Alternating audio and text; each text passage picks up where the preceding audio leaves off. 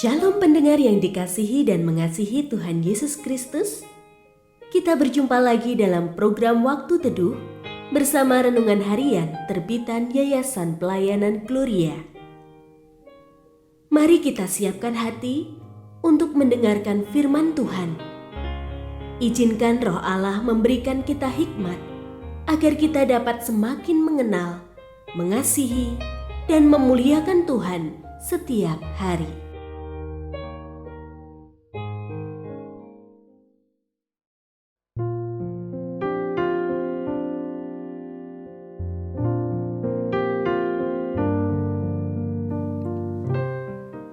Bagian firman Tuhan yang akan kita baca hari ini adalah dari Lukas pasal 3 ayat 1 sampai 6. Dalam tahun ke-15 pemerintahan Kaisar Tiberius, ketika Pontius Pilatus menjadi gubernur Yudea dan Herodes raja wilayah Galilea, Filipus saudaranya raja wilayah Iturea dan Trakonitis, dan Lisanias raja wilayah Abilene, pada waktu Hanas dan Kayafas menjadi imam besar, datanglah firman Allah kepada Yohanes anak Zakaria di padang gurun. Lalu datanglah Yohanes ke seluruh daerah Yordan dan memberitakan baptisan tobat untuk pengampunan dosa, seperti ada tertulis dalam kitab nubuat-nubuat Yesaya. Ada suara yang berseru-seru di padang gurun, "Persiapkanlah jalan untuk Tuhan, luruskanlah jalan raya baginya. Setiap lembah akan ditimbun, setiap gunung dan bukit diratakan, yang berliku-liku diluruskan, yang berlekuk-lekuk dijadikan jalan rata, dan semua orang akan melihat keselamatan dari Allah." Pendengar yang mengasihi Tuhan, ayat yang kita renungkan secara khusus hari ini adalah dari Lukas pasal 3 ayat 4.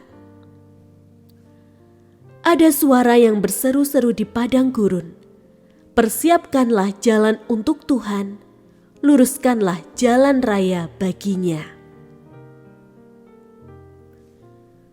Renungan hari ini berjudul Hanya Suara. Lukas mendaftarkan sejumlah nama beserta jabatan mereka ketika Yohanes Pembaptis memulai pelayanannya. Tiberius menjadi kaisar Roma. Pontius Pilatus menjadi gubernur Yudea. Herodes, Filipus, dan Lisanias menjadi raja wilayah di kota-kota berbeda di Israel dan sekitarnya. Hanas dan Kayafas menjadi imam besar. Mereka adalah para petinggi di bidang politik dan keagamaan, memiliki kuasa atas wilayah tertentu, menduduki posisi yang diidamkan banyak orang, berdiam di pusat kota, pusat pemerintahan, maupun pusat keagamaan. Kontrasnya, Allah memilih seseorang yang tidak memiliki jabatan, tidak diperhitungkan manusia, serta tidak berada di pusat keramaian, melainkan di padang gurun untuk memproklamirkan Sang Mesias kepada dunia.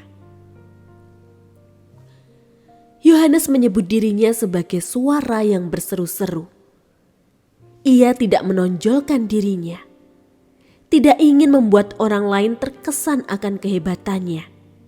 Sebaliknya, ia menganggap bahwa bukan dirinya yang utama, melainkan Kristus yang diberitakannya.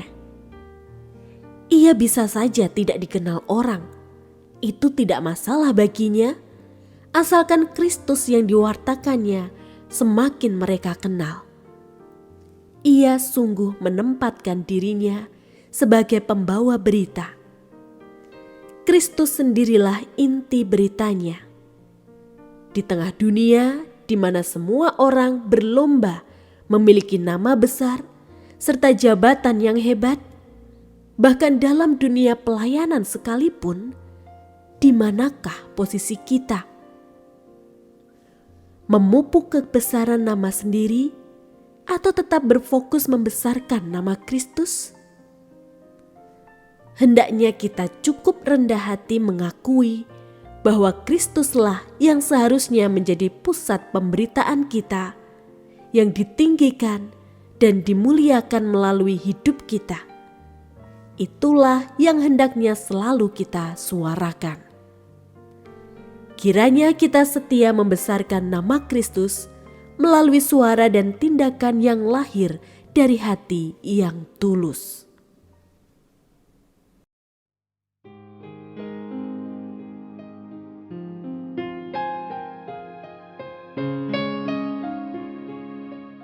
Pendengar yang mengasihi Tuhan, apakah Anda diberkati melalui renungan harian? Jadilah berkat dengan mendukung pelayanan kami. Dukungan Anda dapat disampaikan melalui rekening Bank BCA nomor 4565008880 atas nama Yayasan Pelayanan Gloria. Informasi lebih lanjut mengenai renungan harian dapat dilihat di situs web kami renunganharian.net. Tuhan Yesus memberkati dan menjadikan Anda berkat di hari istimewa ini. Shalom.